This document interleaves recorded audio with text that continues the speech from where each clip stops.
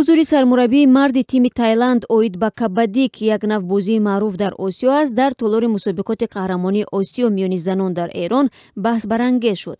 Ин мусобиқот ҳафтаи гузашта дар шаҳри Гургон сурат гирифт.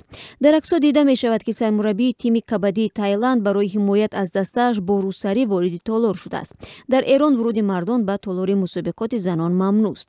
Аксҳо бо суръат дар расонаҳои расмӣ ва шабакаҳои иҷтимоии Эрон нашр шуда бо баҳсу интиқоди зиёд рӯбарӯ гардидааст. Федератсиони кабаддии Эрон чунин рафтори сармураббии Таиландро амали ношоиста номид ва онро маҳкум кард. Ин федератсион бо нашри баёнияе аз ҷомеаи варзишии Эрон низ узр хост.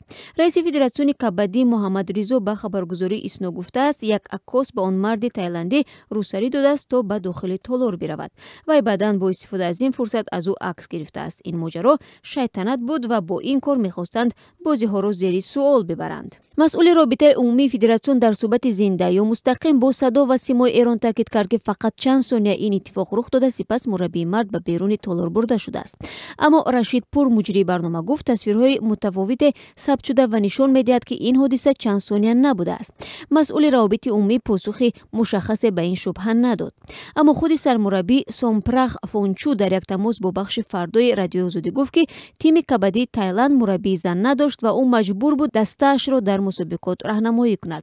ӯ гуфт дар аввал нагузоштанд вориди толор бишавад ва баъдан касе гуфтааст, ки агар мехоҳад вориди толор шавад, бояд рӯсарӣ бипӯшад. Ин сармураббӣ нагуфт, ки ӯро ба ин кор кӣ ташвиқ кардааст. дар ҳамин ҳол федератсиони кабаддии Эрон гуфтааст, ки қазияро ҷиддан таҳқиқ мекунад, чун онҳо аз қабл гуфта буданд, ки ҳузури мураббиёни мард дар толори мусобиқот иҷоза нест. бозиҳои қаҳрамонии Осиё оид ба кабаддӣ аз 22 то 27 ноябр дар шаҳри Гургони Эрон баргузор шуд. мунтахаби Эрон баъди бохт ба Кореяи Ҷанубӣ аз ҳаққи ширкат дар даври ниҳоӣ маҳрум гашт.